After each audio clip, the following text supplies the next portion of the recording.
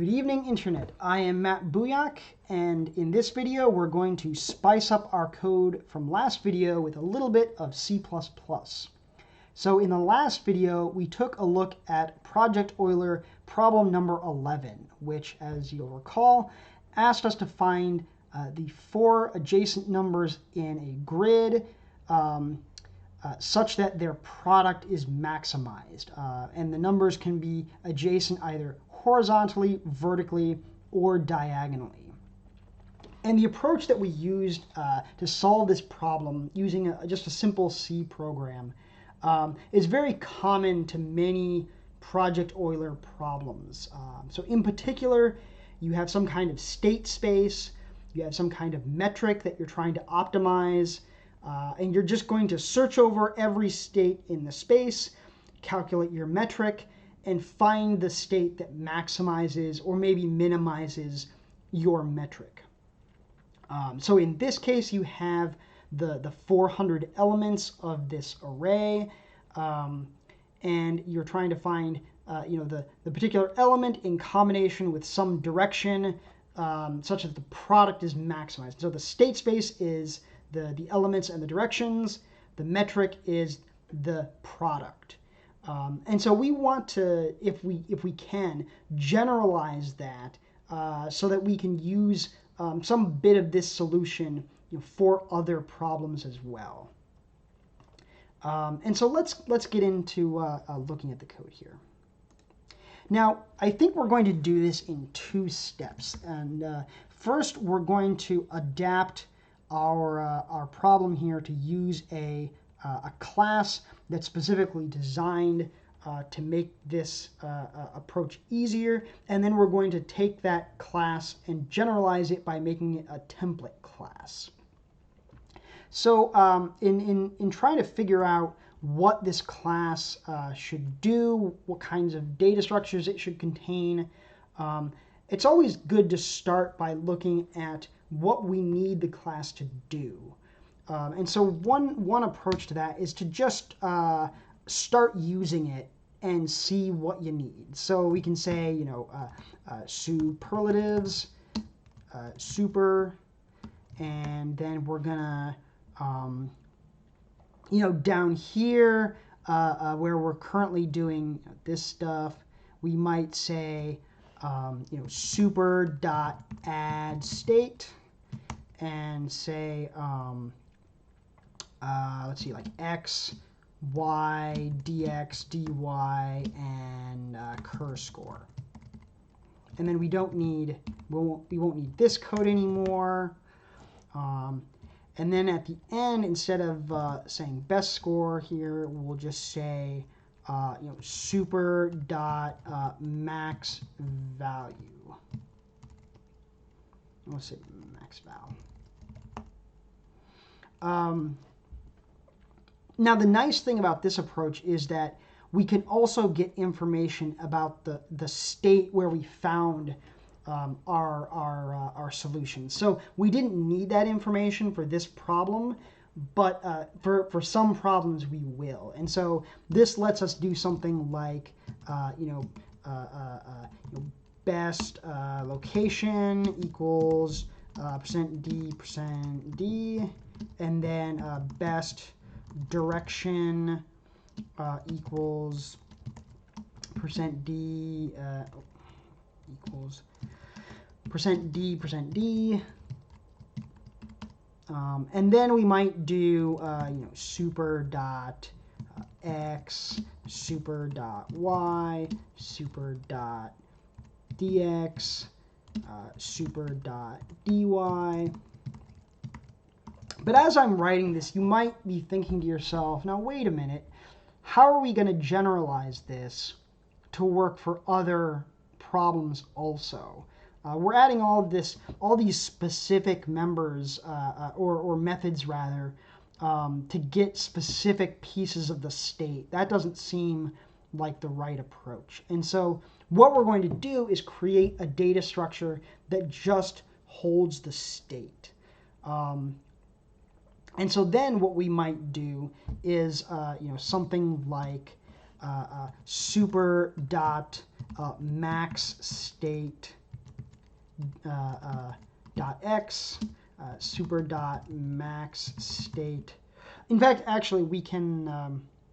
Yeah, we'll simplify this in a moment. I think it's good to make the point first. So we'll say super dot max state dot dx and super dot max state dot dy.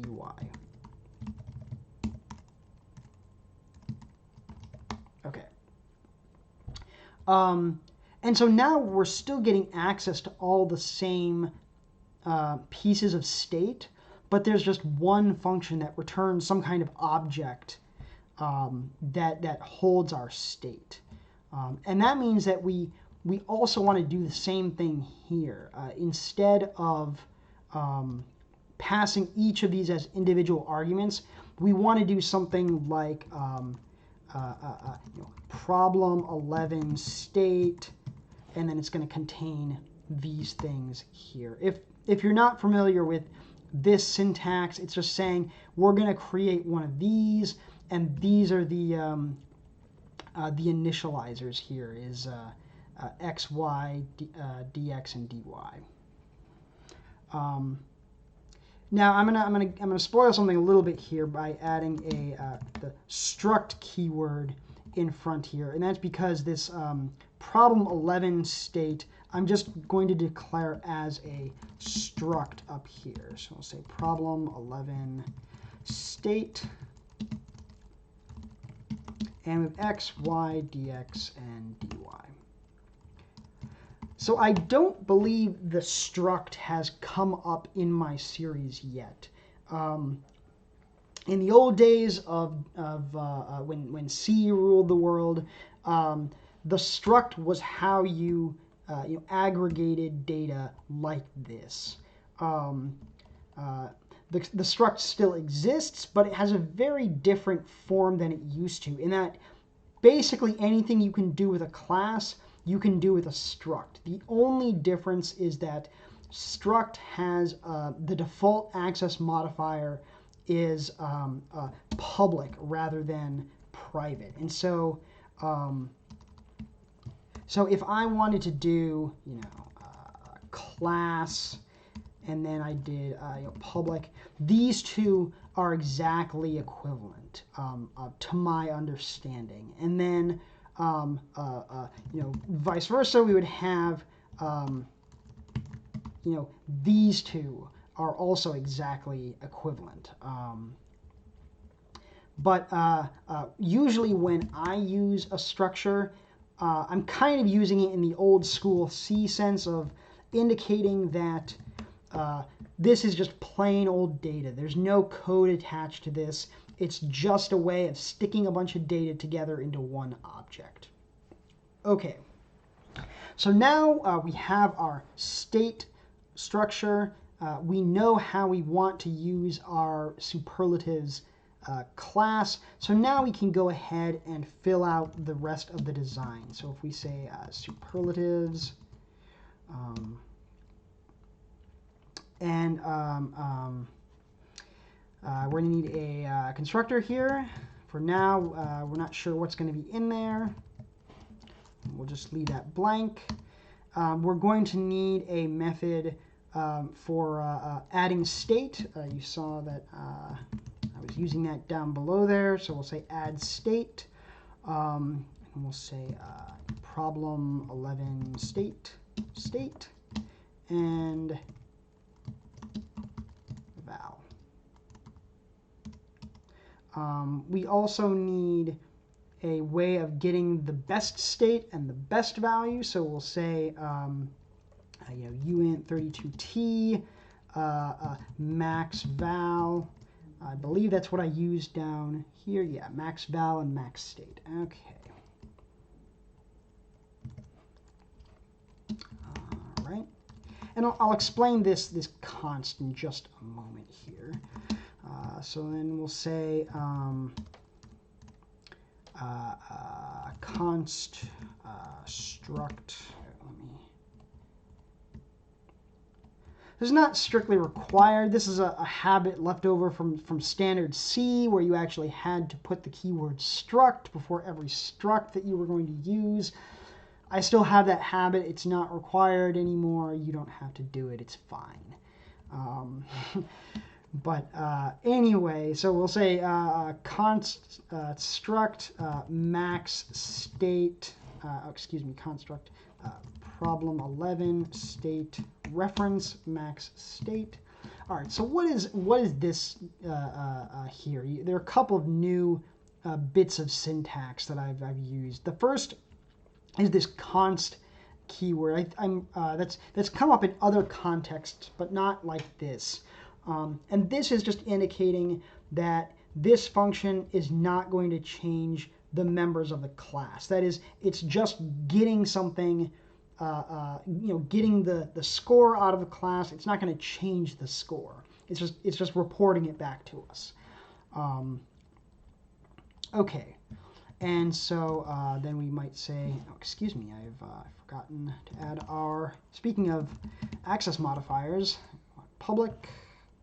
Down here we'll have private, and so then we need struct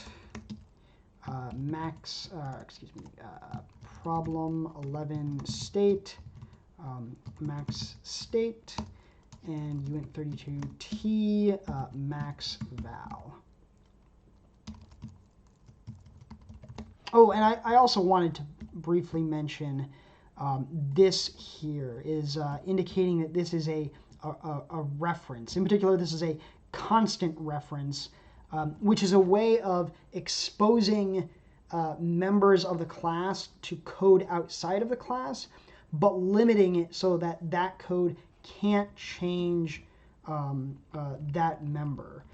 So in particular, we want to, when we're returning the best state, we're not actually returning it proper. We're just giving access to the state that exists inside the class. References are very much like pointers. The difference is that a pointer can be null and a reference cannot be, if that helps you think about how that works. Now, we'll also want to add code for finding the minimum. And this is a design decision that could go either way. There are different ways of approaching this. For example, you might have we could have added a Boolean to the constructor that says maximizing or something like that. And if it's true, we're trying to find the largest, and if it's false, then we're trying to find the smallest. But the problem is that the more complicated you make this class to use, because there's also techniques where involving creating an operator for this state object, and then you use the operator on the state object to compare them. And but the more complicated that you make your design, the less useful, in some sense, it becomes for future you. You want it to be as easy as possible to use this code. Otherwise, you're just gonna go back to what we had down down here, because it wasn't that difficult.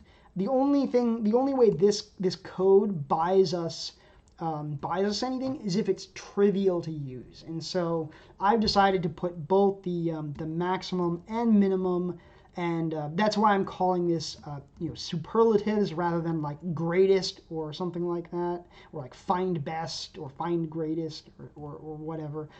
It's tracking both the minimum and the maximum. So we want to add those down here also. So we'll say problem 11 state min state. We'll say uint32t min val. And there's one more member we want to add, which is a Boolean to track whether these are valid or not. And that's because when we first create our object, there's not going to be anything in these. And so it's just going to be garbage, and we don't want to use, we don't want to access these if they're just garbage. Now, as soon as we add at least one element, using add state, then valid will be true, and all of these will contain valid values. But for now, we're going to have that, and also a method to check is valid. Okay, so so far I've just been, I've been cramming this class into our main.cpp, and obviously that's not where we want to put it eventually. And if we were putting it in a header file, we would usually have the definitions for each of these in a separate CPP file, and we would down here we would say superlatives, void, add state or whatever. But since we're just cramming this class in here and we don't know where we're going to put it eventually, I'm just going to declare, define these in line, and that's something you can do. There are certain reasons related to the way compilation happens why it's often undesirable, but for now, especially for smaller classes, usually fine. This is a pretty small class. We can just do it like this. It's fine. Okay, so our add state is going to check, if valid, and then we're going to say if val is greater than max val. Then we're going to set max val equals val, max state equals state, else if val is less than min val, we'll say min val equals val, min state equals state. And then if our elements are not valid, then we want to assign everything unconditionally. So we'll say min val equals val, max val equals val, min state equals state, max state equals state, and valid equals true. Okay, so that's the heart of our class. This is why we put the whole thing together, is so that we don't have to repeat this logic in every single problem. We also need to initialize our valid bool to, excuse me, that would be wrong. It's invalid to start with. Okay, now we need to, these should be pretty straightforward. Return max val, return min val,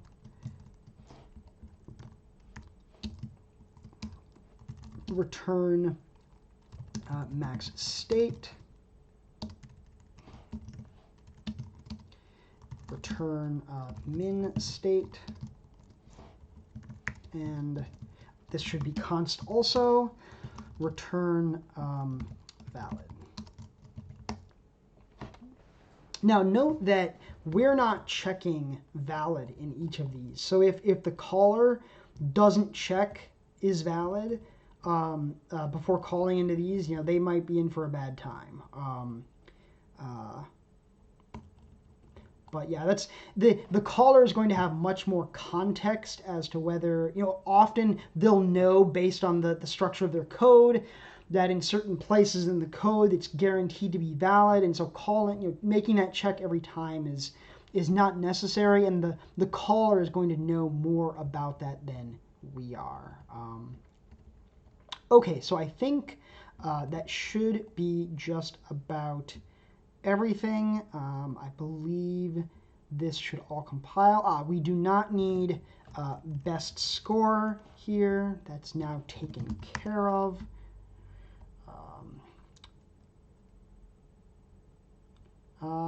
Yeah, let's, one other thing I did want to do here, just to make things a little bit simpler, is we can actually just say, state equals max or super dot max state.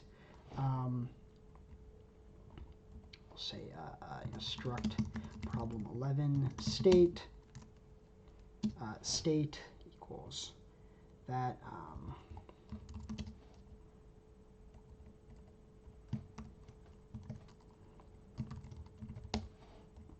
And that lets us, make this a little bit nicer so that it's not,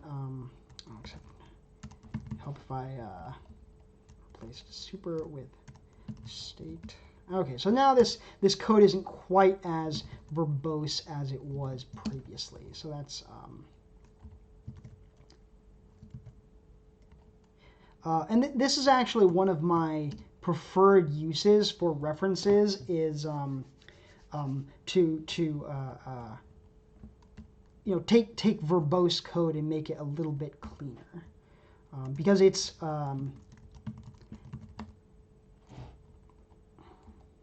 basically free to replace a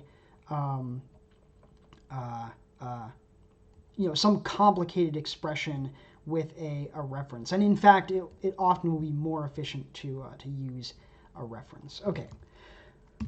So that out of the way, build solver. Okay, that I believe is correct. We can check it. If we look, best location should be. Oh, this is curious. This is not a thing.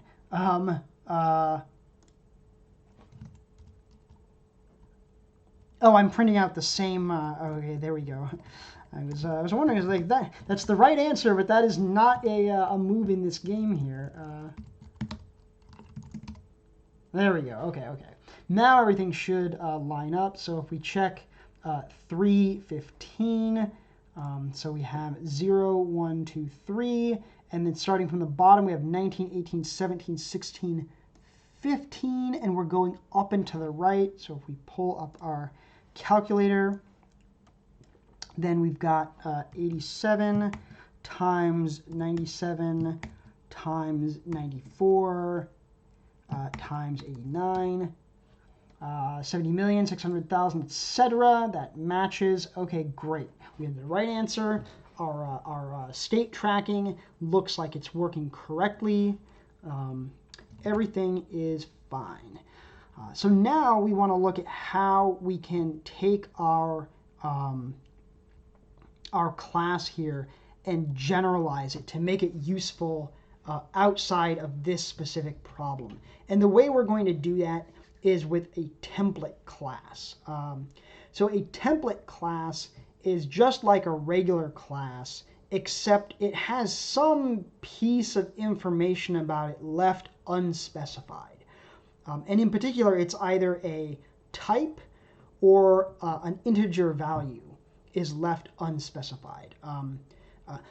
You should actually be somewhat familiar with these because the vector is templatized. It's a template class. We've seen vector in previous videos, and you recall that we specified uint32t in the angle brackets to indicate that it was a vector of uint. In case you didn't see, it was something along the lines of vector uint32t my vector.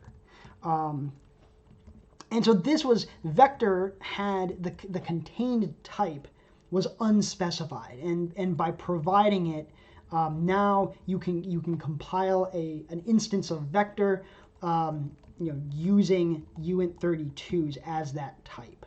I don't know that we've used them yet, but an example of specifying an integer type that's missing would be std array. We would which is equivalent to, at least in many senses, a standard C array, except it's a templatized type also. And this is somewhat equivalent to uint32t my old school array 5, something like that. In any case, those are some examples of templatized classes. And so we're going to make one of those of our own.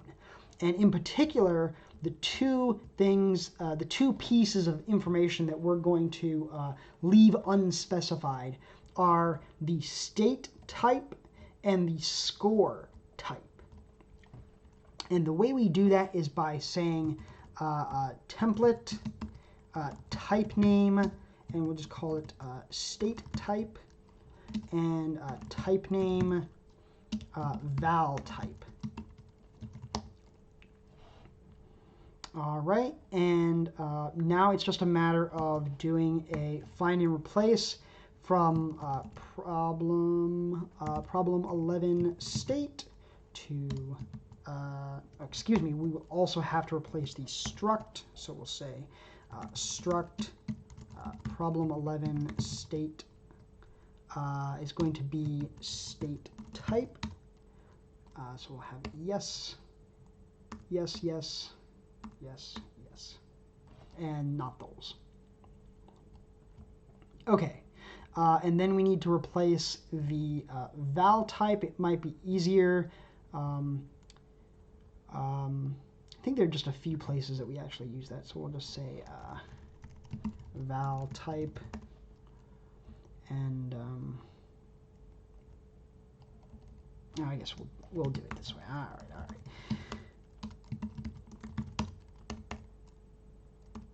Okay. All right, so this class should basically work the exact same way as our as the class that we just used, except we have to indicate when we create it what the state type is and what the value type is. You'll note that there are a couple of assumptions that we're making about the nature of state type and val type. In particular, we're assuming that the greater than and less than operators are defined for val type. If they're not defined, then this code won't compile. We're also kind of assuming that state and also val are not like large, complicated objects, because we're just kind of copying them around. We're assuming that it's relatively cheap to do so. And so when we're using this class, we should be aware of that we need to have, this is preferably a numeric type, and so less than and greater than will be defined, and both of these should be relatively small. Okay, so how do we actually instantiate our superlatives class here? So if we go down here and we go here, we just need to specify, this is going to be struct problem 11 state and uint 32t. And everything else should work exactly as before. Boom. Okay, so now we have this class that we can use for any problem, not any problem, but many problems that fit this form. And so we want to put this class in a place where it can be useful. And your first thought might be, well, let's add it to our libnum theory library. That's where we put our primes class. And there's one small problem, and that's that the way a static library is included into your code is it's compiled first, and you're including the raw compiled code into your program. But we can't actually compile this template class until these types are specified. And that's because it actually creates a different version of this class. Like, it actually generates new code for every different pair of arguments you use for this state type and val type. And so just this template actually generates no code on its own. It's only once you specify it that code is actually generated. So we can't put it in our library. And so we have to do something that is a little bit unfortunate, but I think we'll be able to live with it. So if we go to our common directory and we create utilities.h, so this is just going to be stuff that we find to be generally useful, and so that's going to be a good place to stick our class here. And as I mentioned, like, we would normally prefer not to put our code here in a header file. That is, we would normally put all this code into a CPP file, but because of the way template classes work, we can't do that.